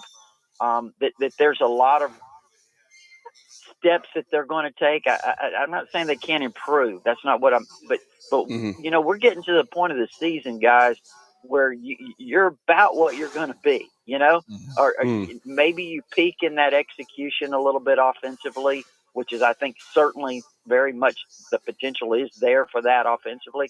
But defensively, they've just got to continue to do a good job on third downs. In the red zone, they've been fantastic, whether it's getting stops, creating turnovers, whatever it's been. They've got to continue to do that. And again, I think it's been an opportunistic defense. We saw that late in the game against South Carolina. I think that's what it is. It's not going to be a dominant defense. It's just not going to be that. There probably really isn't a dominant defense in college football that I've seen. But if they can continue to do those things, I think that it has a chance to again, create opportunities for the offense to do what they can do. A lot of football left to be played for Alabama, but I know Alabama fans tomorrow night are going to be happy just because they're going to be able to. The first college football playoff rankings come out tomorrow night, and there's still a ton of football to be played, but Alabama should be in the top 4 we expect in those first playoff rankings. Yeah, I think so. I watched everyone's favorite Heather Dinich last night, but she did a nice job of breaking things down and explaining some things. And yes, she had Alabama number 3, said it was a coin flip between Alabama and A&M 3 and 4, which is probably right. But here's the thing. Right now, if you're Alabama, I mean, it's pretty simple. And I think Kalen DeBoer, his staff, that the last thing they're thinking about is where they're going to end up in these rankings right now, or in the seedings. I think right now it's obvious. You got to go out and take care of business against LSU. And when you do that, I think we have to go back to what I said earlier. We want to see some things that are going to give us some real confidence that, hey, what, this team is really hitting its stride now. That South Carolina game was just a blip, and it was a blip because of what they had been through in the gauntlet. And now they're finding some rhythm. They've got confidence. They're throwing the football. They're executing. They're doing all the little things right, that they want to do. And defensively, they're being consistent. That's what you want to see in this LSU game. And of course, win the game. And then you do that. And then, you know what? We saw Oklahoma now. I'm telling you, that defense, they're going to come after Ty Simpson. We know that. But you don't want to get to that point now. But you take care of business this week. Then you got the next step against Oklahoma. And then, you can close everything out on a really good note. And I think that's really the mindset you have to have right now. I really believe that as well. And like you said, you just need to take care of it one at a time. And you've got a 3-game homestand here before you go to Auburn. And then Rodney, I know you cover Alabama, but you're so well versed in this state and this rivalry. A very interesting time at Auburn now that Hugh Freeze did not work out as head coach. Yeah, it is. It's and I have no idea what they're going to do. I mean, obviously, there's been a lot of talk for weeks, actually, that if Freeze was fired or stepped down or whatever the case is or was going to be, that Durkin would be definitely the interim coach, which it is. But will he be the guy that ultimately becomes the head coach? I mean, I don't think it's out of the realm of possibility that could happen. I don't know what it would take for him to do that. Probably a win over Alabama would go a long way in helping that. So it's going to be interesting to see who they hire. I mean, the SEC is tough, man. It's really tough. And, it starts with the top. So, you know what? It's hard to find a really good head coach. It really is. And certainly Alabama fans should be blessed that and pleased with what Kalen DeBoer is doing. I know it's not what we saw under Nick Saban as far as hammering everybody every week, but that's just not in the era we're in. Rodney, I think with NIL and the portal, you're really starting to see how the talent is spread out, especially when you see how good a team Vanderbilt has. I know they lost Saturday, but this is not the Vanderbilt we've grown up watching. And let me say this too about that. I'm glad you mentioned that because I've been thinking about that, the Texas Vanderbilt game, and what I saw in the first half, maybe into the third quarter with Vanderbilt. And this will show you a little bit. I think this can give you some appreciation for what Kalen DeBoer and Alabama did in that gauntlet. I really thought that Vanderbilt was kind of not ready to play. Right. And I think that the games against LSU and Missouri, you play those kind of games and they can take something out of you. Even when you win, they can take something out of you. So, and I think they took just enough out of Vanderbilt that Vanderbilt just wasn't ready to go for that third week in a row. That's the way it appeared to me. Now, eventually they kind of found themselves, Diego Pavia got going. But I think it goes back to what I said. Kalen DeBoer and their staff has done a really fantastic job throughout that gauntlet. Now you gotta reset. You got to reset because you got another little gauntlet coming up here. You really do. Well, great stuff. Rodney Orr, TiderInsider.com. Let everybody know how to follow your coverage. I know you guys, the conversation is going to be nonstop on of course, the message board. And, of course, you'll have full coverage and getting everybody ready for Alabama LSU. Right. It's TiderInsider.com. It's only $48 a year, and you can get instant access with your credit card if you prefer. There is an address there to send a check. That gives you all our premium information, but also our All Sports Forum. That's our community of Alabama fans there. A lot of great discussion, man. I'm telling you, a lot of interesting stuff there on TiderInsider.com. Yes, sir. Thanks, Rodney. Thank you, Rodney. Okay, guys. Appreciate it. All right. Let's get a break in. Wrap this whole extravaganza up next. You're listening to Talkin' Ball on 97.7 ESPN The Zone. Specializing in simple and affordable rentals, McCurry Van and Car Rental can make sure you have just the right vehicle for your next family vacation, weekend getaway, or if you just need transportation while your vehicle is being repaired. McCurry carries Ford Transit vans and Mercedes Sprinter vans, trucks and work vans, and more. And they offer discounted rental rates for long-term rentals. Now with 4 locations: Athens, Muscle Shoals, Coleman, and Huntsville. Log on McCurryRentals.com to make your reservation now. That's McCurryRentals.com. Forgiveness. Wow, what a word. What a gift. All of us have done things in our lives that we regret. All of us have done things that are disobedient. All of us have sinned and fallen short of the glory of God. Thank God for his forgiveness. Thank God that he separates our sins as far as the east is from the west and remembers them no more.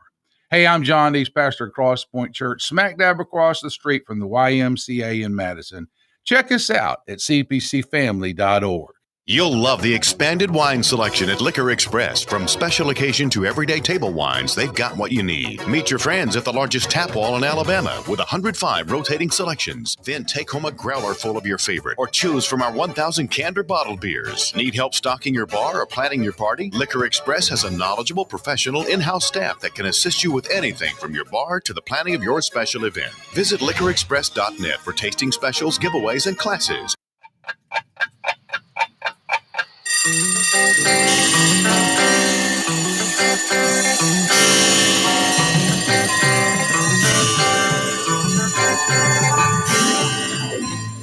It's time for tomorrow's headlines today with Scott Tyson and Drew DeArmond on 97.7 ESPN The Zone. Before we get to Bryce real fast, the World Series. I hate the Dodgers. Yes, but it did draw 25.98 million viewers across all Fox's platforms. That is the most watched World Series game since 2017's Game 7, won by the Astros over the Dodgers. The only thing I watched was the bottom of the ninth when I thought the Blue Jays might win, when they blew it and got thrown out at the plate and then got caught at the wall. I didn't watch another out because I knew what was going to happen. And the Braves are likely to name their new manager here in the next few days. It does appear that Danny Lehman from the Dodgers, who is their bench coach, will be the new Braves manager. That is, it's not official. It's just looking that way. Let's get in Bryce real fast on the phone lines. Good morning, Bryce. Morning, Bryce. Hey, good morning, guys. Hey, John Summerall is smart enough not to take the Auburn job, right? Well, I mean, he's going to have his choice, I think. Jimmy Sexton's, agency, they're going to have him in the mix for a lot of several different moves. jobs. Yes. Yeah. Yes. I think the LSU job would be a better job than the Auburn job. Well, I don't see that recruiting. I don't know right now. It just depends on if it takes two to tango. How high up the list is he for LSU? I mean, think about LSU does not have an athletic director. They don't have a president. They have a lot of Auburn has meddling too, but right now that LSU job, the way it stands, yes, the LSU job as an entirety is a better job than Auburn, I think. I think they'll have all these people in place in the next few weeks, but then you got to execute the search. Yes. And they're already, the governor's already said that the associate athletic director's in charge of it. And hell, Osbury, has he ever hired a coach? I don't know. Yeah, I think that's a mess. Yeah, go ahead, Bryce. What do y'all see about the LSU game this weekend? What do y'all think? My pick is 37-27. I think LSU will play well. I think they're talented. Frank Wilson will have them motivated, but I think Alabama is the better team. I think it's similar. Thanks, Bryce, for the phone call. Very similar to what we saw between Georgia and Florida this weekend. Yeah. I think LSU's talented, but they're just not good enough to get the job done inside Tuscaloosa. All right, 8:56. That's going to do it for 2 hours of fun here at Bill Penny Toyota, 97.7 ESPN The Zone. Back in studio tomorrow. Stay safe, everybody, on a Monday.